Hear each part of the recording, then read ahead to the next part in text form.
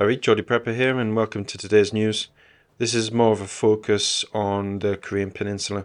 We're going to be talking about things which we might have talked about in a couple of videos, but really what this is a recap. It's important that we know what's going on and where, and I think for the next few videos we're just going to focus on the different areas around the globe where conflict could escalate, and then we're just going to talk about the reasons why, who are the main players, and which areas to actually keep an eye on.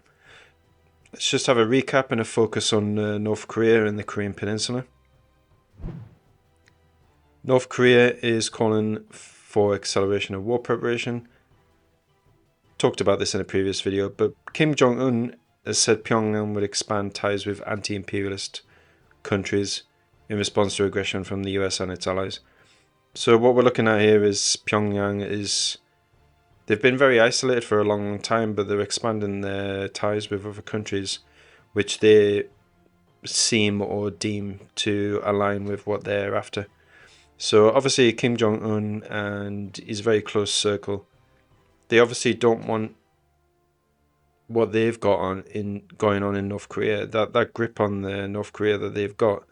They want to maintain this for as long as possible. And, obviously his ancestors it's a similar formula that his ancestors basically started. He wants to continue, and then he wants to pass it on to people who have been groomed to take over from him. So they're obviously going to be talking to people. But basically what we're seeing is that Kim Jong-un has said that the military situation on the Korean Peninsula has become extreme. He sees it as aggression coming from the US and its allies, and they've said recently that Korean unification is impossible. Seoul's policy of unification by absorption does not correspond to Pyongyang's principles, Kim Jong-un has said. North Korean Kim Jong-un has said that it is impossible to achieve reunification between Pyongyang and Seoul because South Korea's principles are directly opposed. And he's addressed a meeting of the ruling Workers' Party. He's saying that they've just become too hostile to each other. They did seem to be making some headway about a year or two ago, they were talking to each other, but they've cut off all ties. They basically practically closed the border. There was only like one crossing point where some North and South Korean workers could go to the other side, but that's all but disappeared or stopped, and they've cut off all ties, diplomatic sort of ties as well. And he's basically said here that war may break out on the Korean Peninsula at any time due to the enemy's reckless moves. This is the sort of thing which can escalate matters further. The big thing at the minute that's happening on the Korean Peninsula is that the United States and South Korea are holding live fire drills near the North's border, and Pyongyang has described them as reckless maneuvers. Troops from South Korea and the United States have held week-long combat exercises involving heavy weaponry and live firing drills close to the North Korean border. The drills were conducted to boost the Allies' military readiness in the face of expanded threats from North Korea. So one side's saying they're getting threatened, the other side's saying that they're getting threatened. Obviously, blame on both sides. The concern with the live fire exercises, though, is that it wouldn't take much for something to go wrong. What are they using in the live fire exercises? Are they just using fire and forget shells? They just point it and it shoots. Are they using missiles that has some sort of a guidance system which could possibly go wrong? There's all sorts of things that can happen with these live maneuvers. Why do they even need to hold them so close to the border? There should be an area set aside where they can do these sorts of drills, where the chances of things going wrong is reduced, We got here there's islands being evacuated over provocation. There's a major artillery barrage was reported by the North near the country's borders. So South Korea has ordered the civilians on an island near the border with North Korea to evacuate, after accusing Pyongyang of firing off hundreds of artillery shells as part of a military provocation.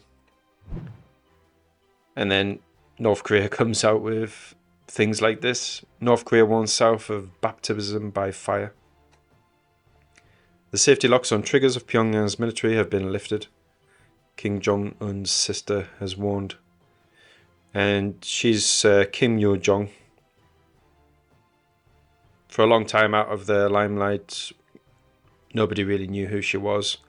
She's obviously becoming more prominent in recent years. People know who she is. And, you know, they're very close from all reports. Grew up together and they were educated abroad together. So, you know, she has a big influence on him. Is she the hand that's staying his actions, or is she the one that's pushing him? And it's probably a bit of both, depending on the situation. I mean, like I said, you know, they want what they've got to continue. If an all-out war was to happen on the peninsula, I would say there's probably 90% chance that that would just get removed due to the war. You know, who's more likely to be victorious? I think overall, North Korea would lose, and that would be the end of their regime, basically. I mean, so I think she wants it to continue. So they're walking like quite a fine line, a tightrope. So the United States and South Korea are holding drills, and North Korea's holding artillery exercises in the Yellow Sea. North Korean armed forces, once again for the third day in a row, carried out artillery exercises on the western coast. The artillery fire practice took place north of Yongpyong Island in the Yellow Sea. I believe that was the island where they went to the shelters or they've been asked to evacuate.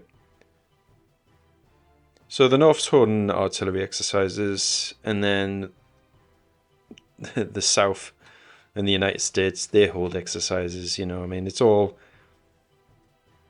not really an exercise. They're basically just practicing to go to war with each other. This is definitely an area to keep an eye on. A conflict in any area in the world has larger implications for the rest of the world. So, you know, just keep an eye on this area, but don't put your blinkers on, you know, don't just concentrate on one area. We need to look at the whole picture. But basically what I'm going to do in the next series of videos, I'm just going to cover each particular area where it has the potential to grow into a larger escalation. And then we're going to just go back to like a more general overview of what's happening.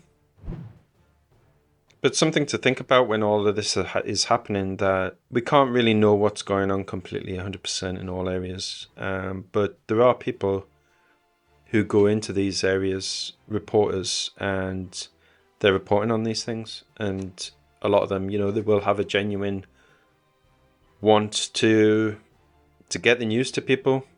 And something which you don't really see getting reported is just how many people who are doing this journalism are dying. This article is basically saying almost 110 journalists have died in Gaza since October 7th. I mean, that's a very, very large amount. This is something which has happened, you know, all throughout warfare. It's very sad that this sort of thing happens. But it is happening and you don't really see it being reported. So I just wanted to mention, you know, that bringing the news to people in this day and age of like a digital instant news era that we're in, there is still people needed on the front line to broadcast the news in a lot of cases. And, you know, they pay with their lives, you know, to get this news to people. Alright guys, that was just a focus on the Korean Peninsula. Hope you found the articles interesting. Obviously they're linked below so you can go and read them in more detail in your own time. Be safe and be prepared.